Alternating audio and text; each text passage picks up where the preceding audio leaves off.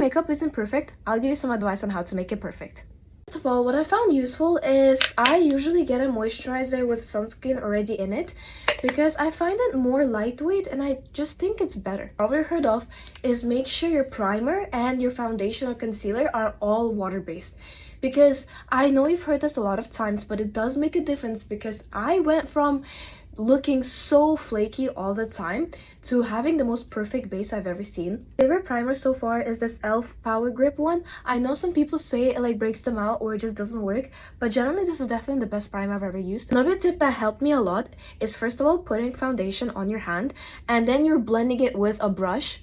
Look, because for some reason, in my opinion, Beauty Blender absorbs so much product. It's never worked out for me. Another thing is, guys, please don't put concealer right like in the crease of your eye and put it just below right here and just like little kind of dots.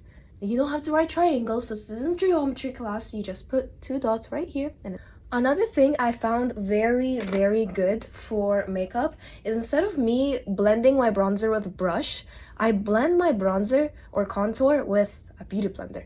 I don't know why, but it gives me like a smoother and just like a prettier, I don't know, it's more blended in my opinion. A common question asked is where do I put my blush? We got contour here and I just wanted to tell you, just put it a little bit on top. Now, as you can tell, my blush is very pigmented, so I just also like to blend it with a beauty blender for a smoother base. So guys, this setting spray is my holy grail. This is gonna make your makeup last. Contour on your eyelids gives you a more snatched look.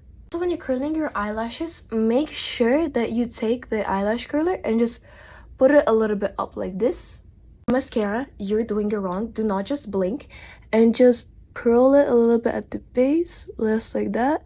You just go a little bit at the tips. Now this is perfect base. And that's my look, guys. Thank you so much for watching.